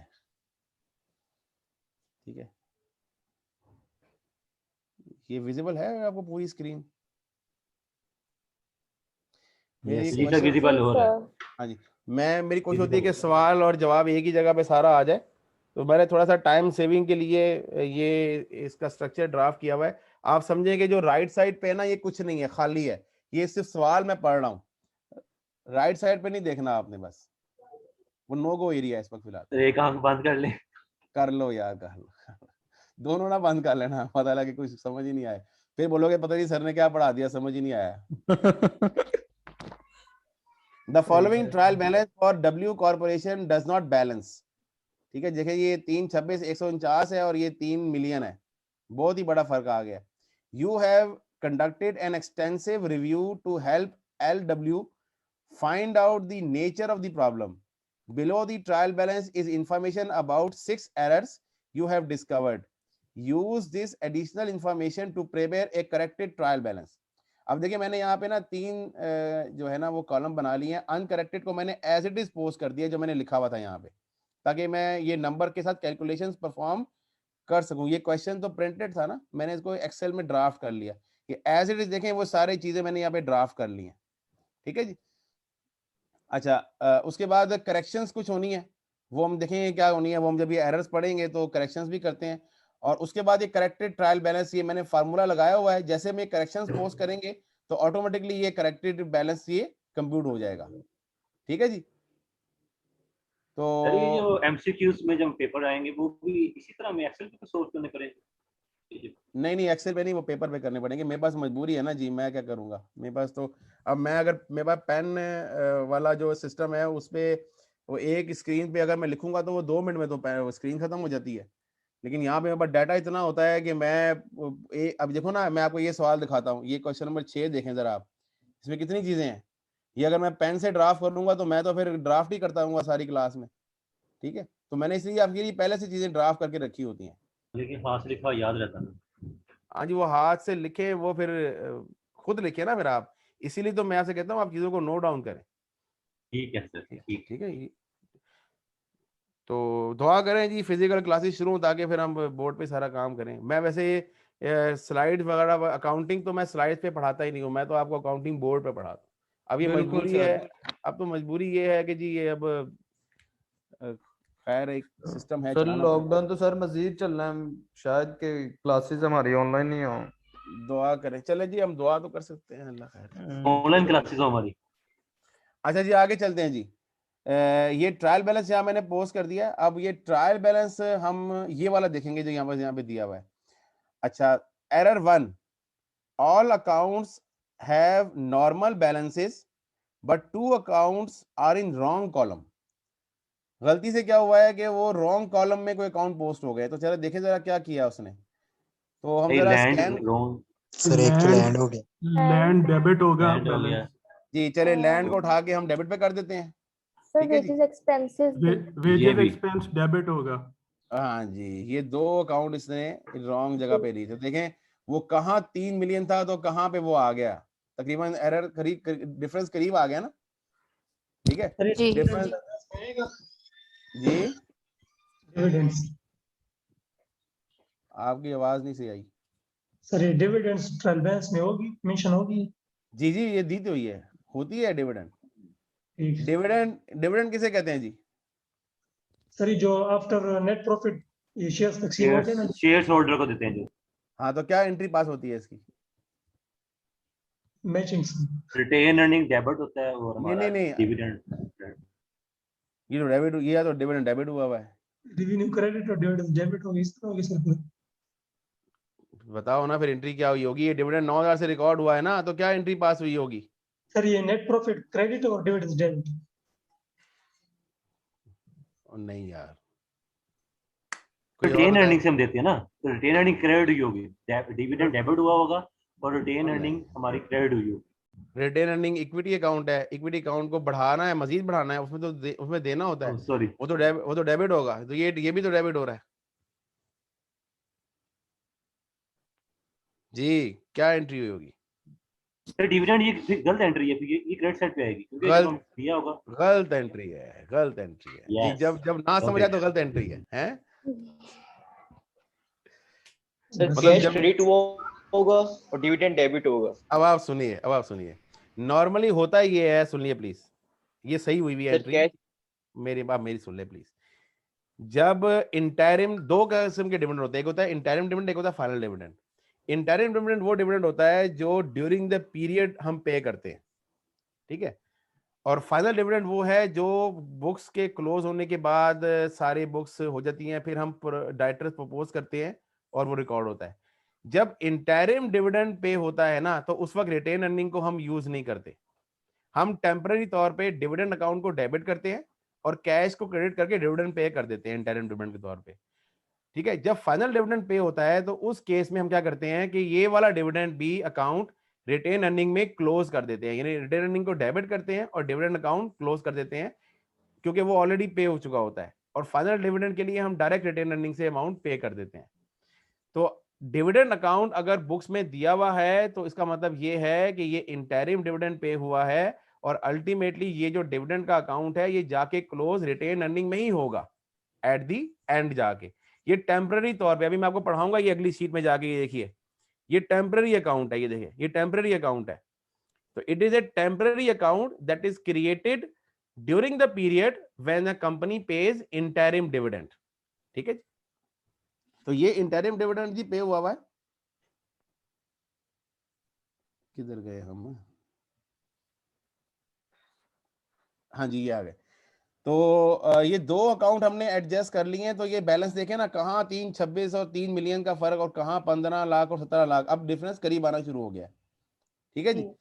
अब पहला एरर तो हमने एडजस्ट कर लिया, यानी पहली ट्रांजेक्शन हमने अकाउंट फॉर कर लिया। इसको टिक लगा लें, अपने पास भी अब टिक लगा लें इसको प्रिंट आउट पे। Number B, services provided on account for 1500 was debited to accounts payable and credited to revenues। जी आपने उधार सर्विस परफॉर्म की है, क्या एंट्री होनी चाहिए थी इसकी सही वाली? इसकी एंट्री होनी चाहिए थी, हाँ, अकाउंट रिसीवेबल डेबिट, ठीक है, और सर्विस वो। अच्छा आपने गलती से क्या किया, अकाउंट्स पेबल को डेबिट कर दिया। तो क्या करेंगे अब आप? Account receivable debit, account payable credit. Yes, account receivable debit करेंगे 1500 से और अकाउंट्स पेबल क्रेडिट कर देंगे 1500 से। ठीक है जी, ये अब आपने एंट्री की, देखिए एंट्री मैंने कॉलमनर फॉर्म में पास कर दी है। अब मैं आपको, क्योंकि अब हम थोड़ा सा आगे की तरफ चले गए हैं, अब हम बेसिक बुक कीपिंग को इग्नोर कर देंगे। अब हम जनरल एंट्रीज के लिए जनरल नहीं बनाएंगे, बल्कि डायरेक्टली हम टी अकाउंट्स यूज करेंगे या डायरेक्टली हम कॉलमनर फॉर्म यूज करेंगे, क्योंकि we are now in financial reporting level, we have cross the level of fundamentals, we are not now book keepers, we are financial advisers, we are going to become the financial advisors. Now we have to use the columnar approach to perform the journal entries. Okay, account receivable debit or accounts payable credit, clear है जी? जी sir. Okay, number 2. Number 3, supplies expense of 104,300 was completely omitted from the trial balance. अगर आप देखें तो मैंने यहाँ पे supplies expense का account पहले से बनाया हुआ है, तो ये आप लिख दें कितने का है बेटा ये? 104,300। 104,300 ये आपने कर दिया। ओके, ये भी हो गया। Number 4, the amount recorded for revenues was transposed. अच्छा, ये मैं ना यहाँ पे 4-5 एरर थे, ये मुझे अभी यस से याद आया है कि ये मैंने आपको पहले एक्सप्लेन करने थे कि एरर टाइप्स 5 किस्म की होती हैं। वैसे 5 नहीं है बुक्स में, बाकी 10 किस्म की भी दी हुई हैं, लेकिन मैं इसको जब भी पढ़ाता हूँ मैं 5 किस्म के एरर्स में क्लासिफाई करता हूँ। तो there are 5 types of error. Number 1 is error of omission, error of commission, error of principle, error of compensating और एरर ऑफ ट्रांसपोजिशन। ठीक है जी।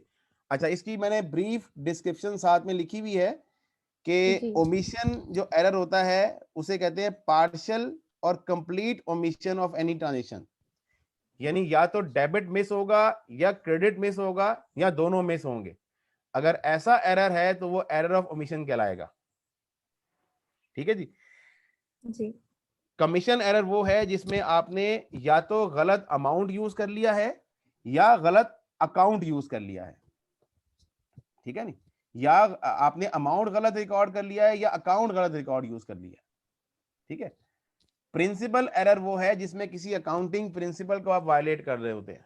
मिसाल के तौर पे अगर हम ये बात करें, इक्विपमेंट परचेज करते हैं आप, ठीक है, जब आपने इक्विपमेंट परचेज किया तो अकाउंटिंग प्रिंसिपल्स ये कहते हैं कि आप एसेट को डेबिट करें। ठीक है, तो आपने एंट्री पास कर दी एक्सपेंस डेबिट और कैश क्रेडिट, इक्विपमेंट पूरा का पूरा आपने एक्सपेंस आउट कर दिया in the same period in which you purchase that equipment. तो ये अकाउंटिंग प्रिंसिपल की वायलेशन है, क्योंकि आपने एक एसेट रिकॉर्ड करना था, आपने उसको एक्सपेंस रिकॉर्ड कर दिया। तो सर ये कमीशन भी तो होगा क्योंकि रॉन्ग अकाउंट और हम हो भी सकता है, बिल्कुल हो सकता है, लेकिन उस वक्त वो accounting principle at the time both भी हो सकते हैं सर, एक एंट्री तीन भी हो सकते हैं, तीन भी हो सकते हैं। हाँ बिल्कुल राइट, सही कह रहे हैं। ठीक है, देखिए हमें सिर्फ एरर्स को करेक्ट करने से हमें ज्यादा कंसर्न है। एरर की कैटेगरीज ये जस्ट बेसिक डिस्कशन है। हो सकता है कि एक एरर आपके लिए प्रिंसिपल का एरर हो, दूसरी कंपनी के लिए कमीशन का एरर हो। ठीक है, सही कह रहे हैं। ओके, कॉम्पेंसेटिंग एरर कहते हैं कि दो एरर हुए, सॉरी एक एरर हुआ और एक और एरर हुआ, लेकिन जो दूसरा एरर हुआ उसने पहले एरर को एलिमिनेट कर दिया, कॉम्पेंसेट कर दिया, और इसकी क्लास एग्जांपल है इन्वेंट्री।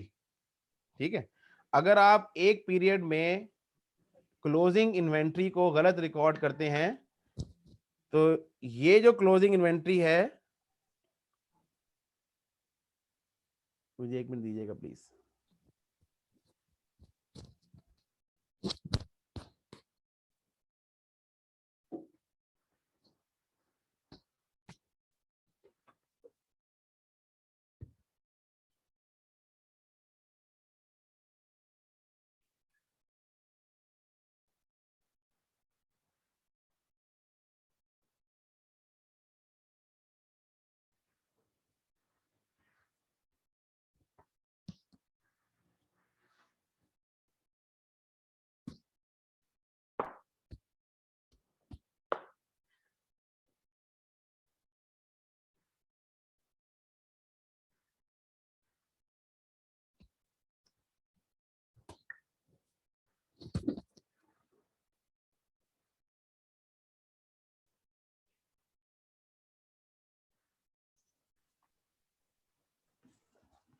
हाँ जी, तो कॉम्पेंसेटिंग एरर में जो बात कर रहे थे, जो इन्वेंट्री का जो एरर होता है वो एरर एक पीरियड की क्लोजिंग इन्वेंट्री में अगर एरर हुआ तो वो अगले पीरियड की जाके ओपनिंग इन्वेंट्री बनती है, ठीक है। तो इस पीरियड में जब एरर हो गया तो डाटा तब्दील हो गया, अगले पीरियड में वही एरर ओपनिंग इन्वेंट्री में होगा तो डाटा उसका बिल्कुल रिवर्स हो जाएगा, ठीक है।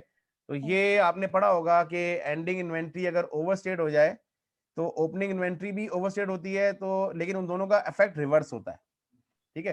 तो एक पीरियड का एरर दूसरे पीरियड में जाके कॉम्पेंसेट हो जाता है। और लास्ट जो है ट्रांसपोजिशन एरर। ट्रांसपोजिशन एरर ऐसे होता है कि आपने फिगर्स लिखनी थी 547, ठीक है, आपने लिखनी थी 547 और आपने लिख दी है 745, आपने फिगर उसका बिल्कुल ट्रांसपोज कर दिया, चेंज कर दिया उसको, ठीक है। तो यहाँ पे भी जो पॉइंट नंबर 4 है ये ट्रांसपोजिशन एरर है।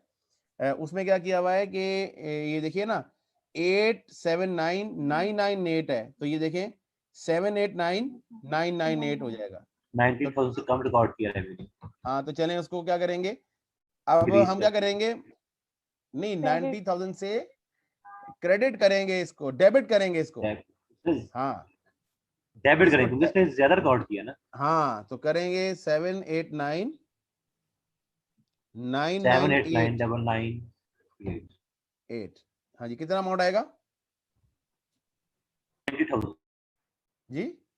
90,000 से, बिल्कुल ठीक है, ठीक है, ये डेबिट हो गया 90,000 से, ओके जी।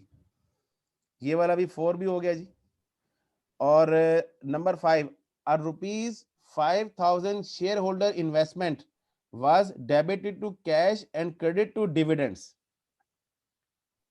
ठीक है।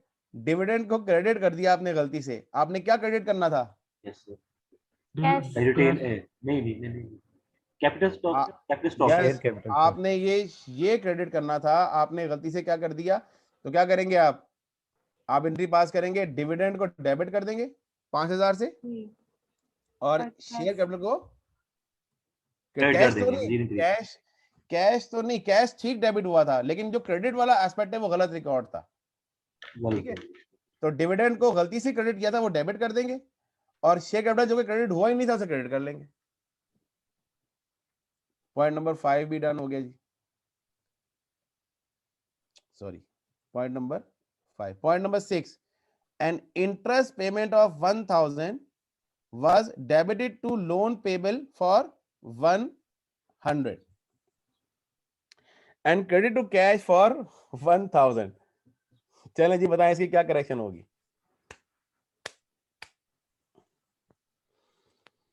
सही बताइएगा। पहली बात तो ये है कि इंटरेस्ट की जो पेमेंट हमने की है वो तो लोन पेबल को तो होनी नहीं थी, वो तो डायरेक्ट होनी थी interest payment to cash.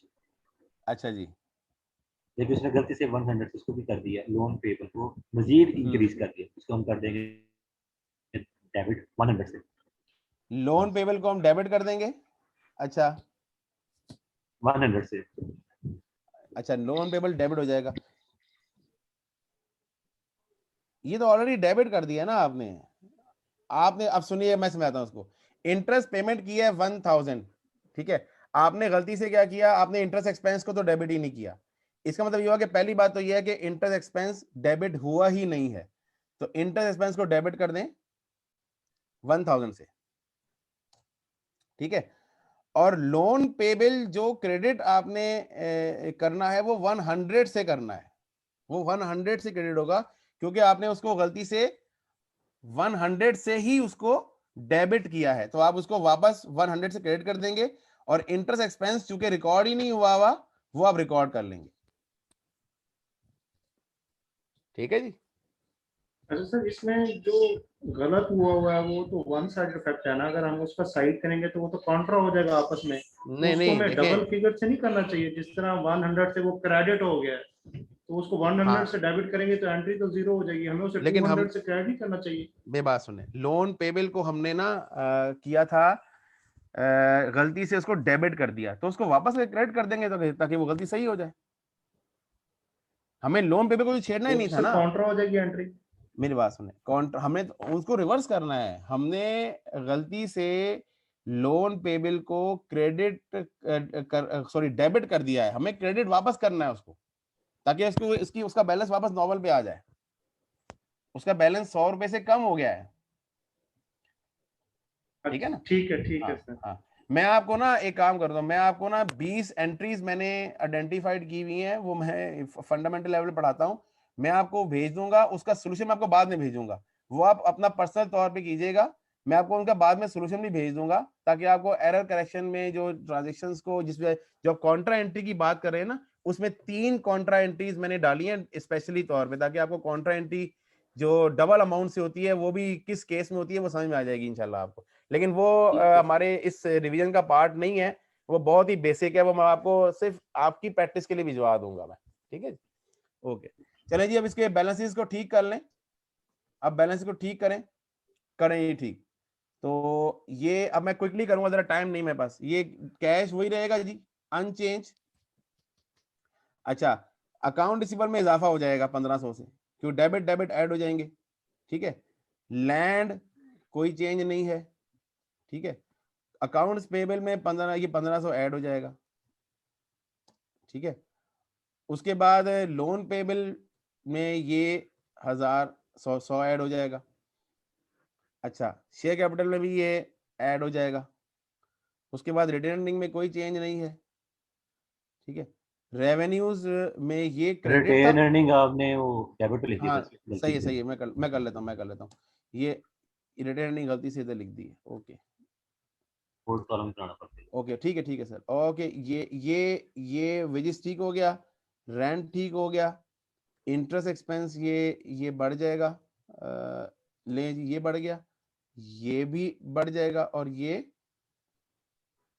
Credit आएगा, सॉरी डेबिट आएगा, डेबिट। ले जी, टैली हो गया, जादू हो गया ये।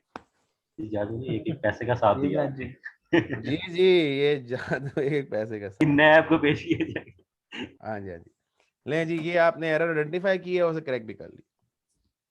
This was very good question, ये इनिशियल लेवल पे बहुत अच्छा सवाल है, ये फंडामेंटल्स में पढ़ाता हूँ जी, ये इस लेवल पे, तो ये चूंकि उस वक्त पे अच्छे सवाल में से एक सवाल था, तो इसलिए रिवीजन में भी आ गया।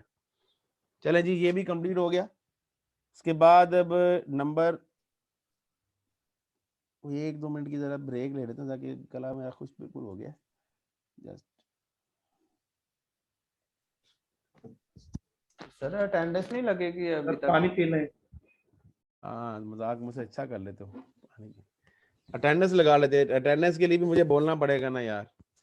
सर जी आप बोलते कौन कौन आया? सर आज लेक्चर तो मैं रिकॉर्ड हो रहा है, क्लास यही भी अटेंडेंस है। आज तो क्लास भी ज्यादा कर। नहीं, मैं अटेंडेंस लगाता हूँ, ये सही कहते हो यार, ये ना हो कि पता लगे अटेंडेंस शॉर्ट हो जाए, फिर आप कहें जी एडमिट कार्ड नहीं आया हमारा। फिर काइंडली किसी ये हमारे भाई को कह दिएगा, दूसरा ये कि जिसने ये डाउनलोड किए हैं ना पीडीएफ में जैसे भी, वो हमें ग्रुप में शेयर करता कि हमारे लिए नाजिम ये भेज देना यार, ग्रुप में व्हाट्सएप कर देना। Okay sir. नाजिम भाई एक अलग चैट रूम बना ले, मैंने आपसे कल भी कहा था। अच्छा, ये ऐसा ही होता है कि जिससे हर सर सेशन परमिशन दे देंगे तो बना दूंगा। नहीं, वो आप अपना जो मर्जी बनाएं, मेरे वाले ग्रुप को ना छेड़ना यार, वो जरा मुझे बहुत वही सर, फिर डिस्कस नहीं कर सकते, पूछ सकते, मैंने 2 दिन से भाई को कह रहा हूँ वो अलग आप से ऐसा करें ना, बना एक अलग से बना ले ग्रुप तो इजीली बन जाता होता है, कोई मसला नहीं, उसमें आप फिर डिस्कशन कर सकते हैं नॉर्मली, वो कर लेते।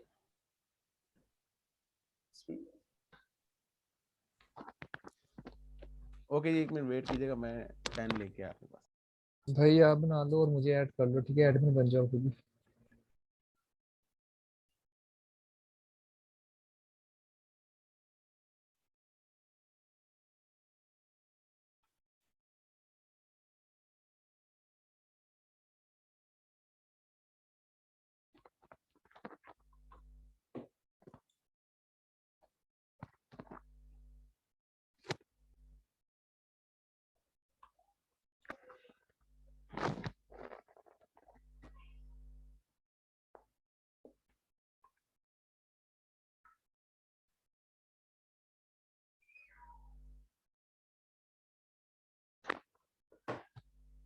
नाजिम भाई आज बना लेंगे ना? तो इफ्तारी बनाने दे उन्हें। यार बन जाएगा, कौन से उसमें पैसे लगने हैं। यार भैया आप यार बना लो, बड़े मुझे ऐड कर लो, कोई मसला नहीं है। बड़े भाई, ये भाई हैं, इनसे मैंने 2-3 दिन से कहा है, क्या कहते हैं कि अच्छा ये प्लीज अटेंडेंस लगवा दें। शुएब जफर, फरवा अकरम, प्रेजेंट सर। सीमाब, हाँ जी प्रेजेंट अटेंडेंस है। सर। जियाउर रहमान,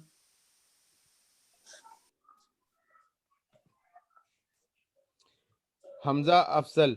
ये सबसे मुश्किल काम होता है जी, ये इसमें 100 एंट्रीज हैं, जल्दी से कीजिएगा प्लीज। हमजा अफजल नहीं है। Ali Hamza, yes sir present. ये क्या, शजर मुनीर अवान, इरफान ताहिर, अब्दुल्ला, नईम सत्तार। सजीद खान ताहिर प्रेजेंट है, उसका माइक नहीं चल रहा। ओके जी। दानिश जैदी,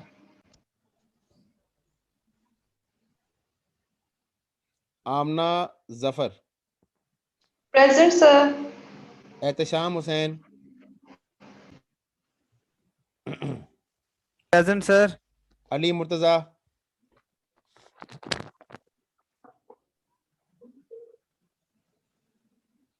चले जी। Isa Khan, Ali Bhatti. Yes sir present. Isa Khan है आप? जी sir. Okay. Ali Bhatti, Madhuri Bhatti present sir.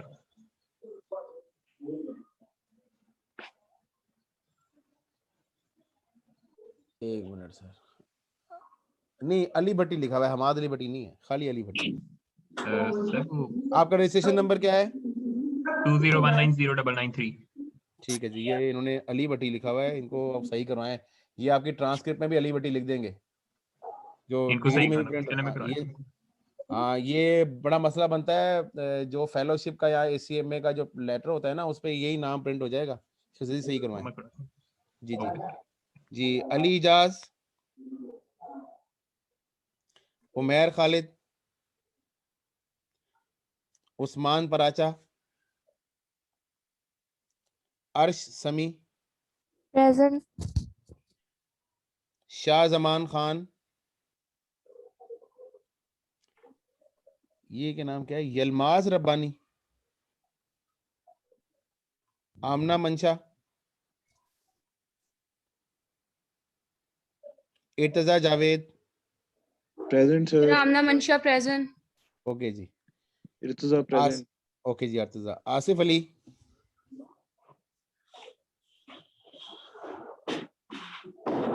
Shaheer Rahman present. Kainat Javed, रिदा नसीम। सर कायनात जावेद प्रेजेंट। ओके बेटा, रिदा नसीम। बाकी अपना माइक म्यूट कर दें, जिन्होंने अटेंडेंस कॉल कर दी है अपना माइक काइंडली म्यूट कर दें please. M Usman, present sir. आपका रजिस्ट्रेशन नंबर क्या है? सर 20190805। Very good. ओके। अच्छा अब ये फसीउल्लाह आसिफ, हाफिज यासीन इकबाल। जी बिल्कुल प्रेजेंट ठीक, सर। माशाल्लाह। हाफिज साहब हैं आप माशाल्लाह। Waseem Akram, present sir. वसीम अकरम साहब जनाब। Habib Ahmed, present. Malik Abdullah, present sir. Armaghan Khalid, present sir. Arooj Binte Tariq, Umar Azhar. Present sir. Present sir. Present sir. Yes sir. आपने रेडमी लिखा हुआ है, रेडमी को सही कर लो। यार अरूज बिनते तारिक, आपने रेडमी को चेंज करके कल नाम लिख के नन्ना डेबी के अंदर। Umar Azhar. Yes sir. Abdul Rahman, Hunzala. Present. क्या मतलब है हुंजला का? कड़वा पानी। कड़वा पानी। रोजा हमारा तो मीठा ही कर लेंगे। अबीर अहमद, शहजाद अशरफ, अभी तो आधी भी सीट नहीं हुई है यार, चलो बहरहाल।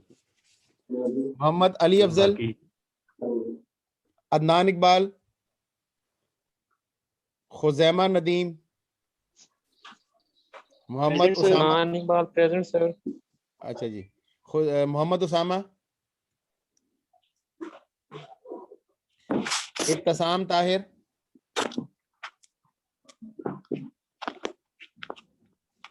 Mohammad Sabir, Saim Khan Saim, Tehreem Imtiaz, Tahir Mahmood Qadri, Tehreem Imtiaz present sir. मोहम्मद याहिया, मोहम्मद रफीक नूर। पता नहीं मैं तो प्रेशर आ गया बोल भी हो। बंद कर दो यार जमान साहब। Umar Muqeet, yes sir. Sajid Hussain, present sir. Mohammad Usman Awan, Shabbir Ahmed, Mohammad Rauf. Sir Usman Awan present sir. Sir mike का इशू था। Okay. Mohammad Rauf present sir. Okay जनाब। दानियाल अख्तर सुंबल,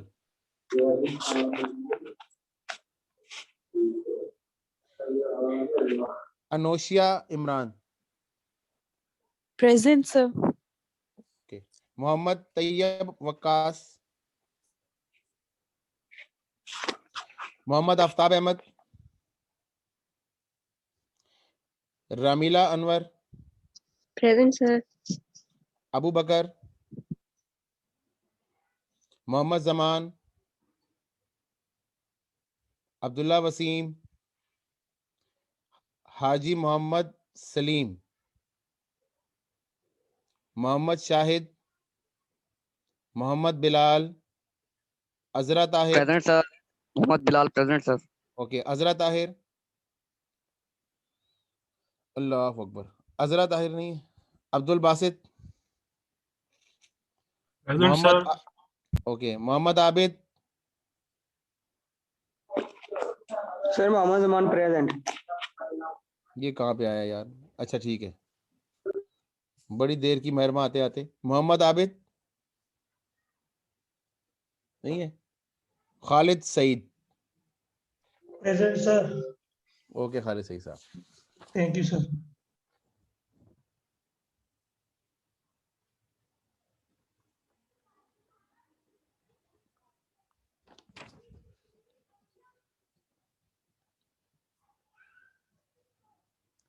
अच्छा 36 स्टूडेंट्स की प्रेजेंट लगी है और यहाँ पे तकरीबन 55 के करीब स्टूडेंट्स गए थे। इट मीन से काफी स्टूडेंट्स ऐसे सर हैं जी जिनकी सीआर अभी की अटेंडेंस नहीं लग रही। तुम्हारा सर नाम ही मेरी भी इसमें नहीं आया। मिसिंग है। तुम्हारा नाम इसमें नहीं आया सर यार। मोहम्मद वकास रऊफ की मिस है। सर अच्छा मेरी एक भी बात मिसिंग है, सुने। सामी साकिब। अच्छा इसका मतलब ये हुआ, सुने, इसका मतलब ये होगा जिनके नाम नहीं है वो उनके नाम अब इस सिस्टम में मौजूद नहीं है इनके पास, तो आप अपने नाम इस पे सिस्टम में रजिस्टर करवाएं ताकि इनको पता लगेगा कि इसकी स्ट्रेंथ क्या है स्टूडेंट्स की। ठीक है, तो जिनके नाम नहीं आए हैं वो आज के लिए तो मैं उनकी अटेंडेंस नहीं लगा रहा। आप जाके ना उनसे रब्ता करें कि सर मेरा नाम सर ने कॉल नहीं किया अटेंडेंस के अंदर। ठीक है, तो अपनी रजिस्ट्रेशन जरूर करवाया जाए।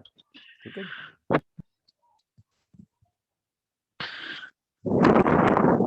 आज डेट क्या? 22। सर एक बात पूछना चाह रहा था। जी जी प्लीज। हेलो। जी जी पूछे, मैं सुन रहा हूँ। जी जी मुझे आवाज आ रही है, आप बोले। सर मैं डिस्टेंस लर्निंग मेथड के जरिए अपेयर हुआ हूँ, तो सर जो डिस्टेंस लर्निंग मेथड है ना उसके जरिए मैं अपेयर हुआ, तो अटेंडेंस लगेगी उस सूरत में? जी जी बिल्कुल लगेगी, ये ऑनलाइन के अंदर तो है ना जी।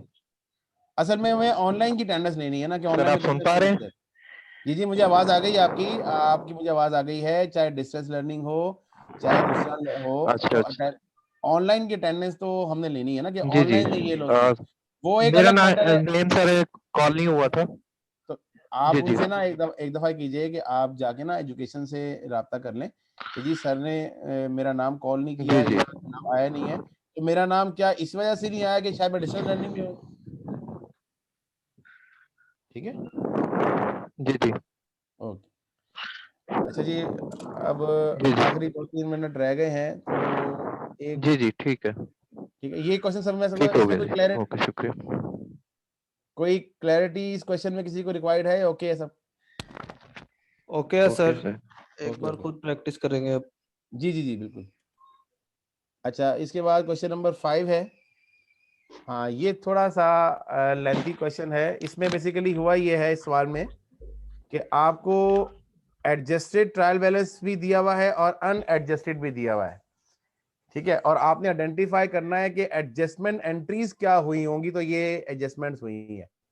तो आई थिंक इसको होमवर्क रखते हैं सवाल को, ठीक है, ये सवाल आप सॉल्व करके लाएं, और आपने ये इवेंट्स लिखने हैं, इवेंट्स, जर्नल एंट्रीज पास करके लानी है आपने, कि क्या जर्नल एंट्रीज पास हुई थी तो ये अनएडजस्टेड से एडजस्टेड में कन्वर्ट हो गया। मिसाल के तौर पे मैं आपको समझाता हूं कि करना कैसे है आपने। तो आपने इस बैलेंस को और इस बैलेंस को कंपेयर करना है।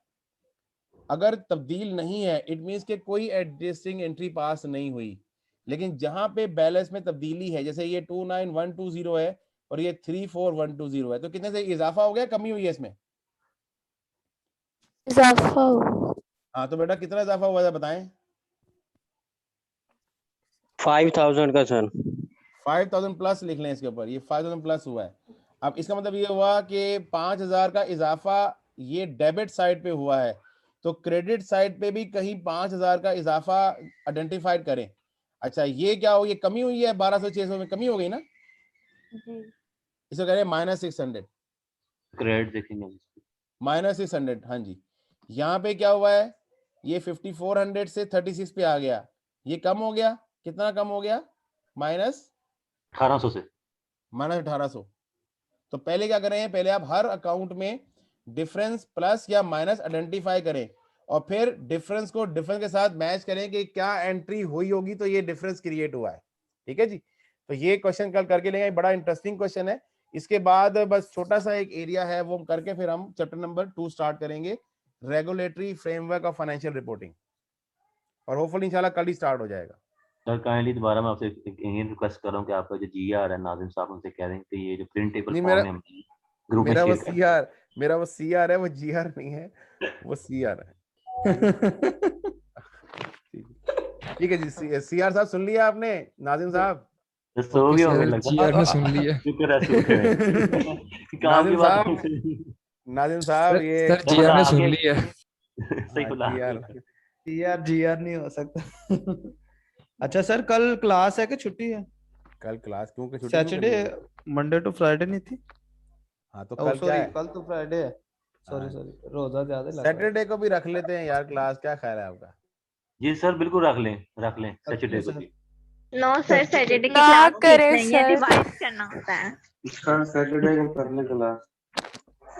ओ चलें, ठीक है, ठीक है क्या जी, सैटरडे को डन सर?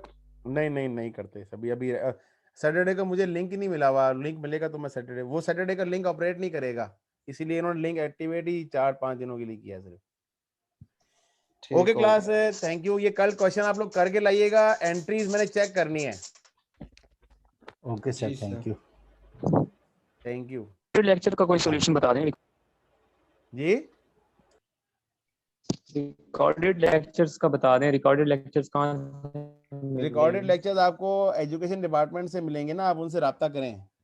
सर वो नहीं देते, वो कहते हैं मिल जाएंगे, बस इसी तरह कहते रहते हैं।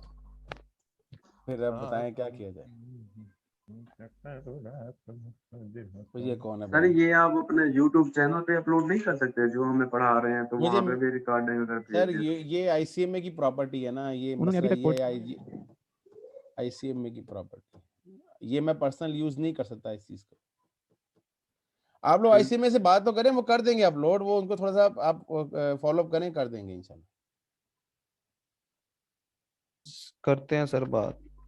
जी जी करें। Okay class, thank you. Okay sir जी, अल्लाह हाफिज।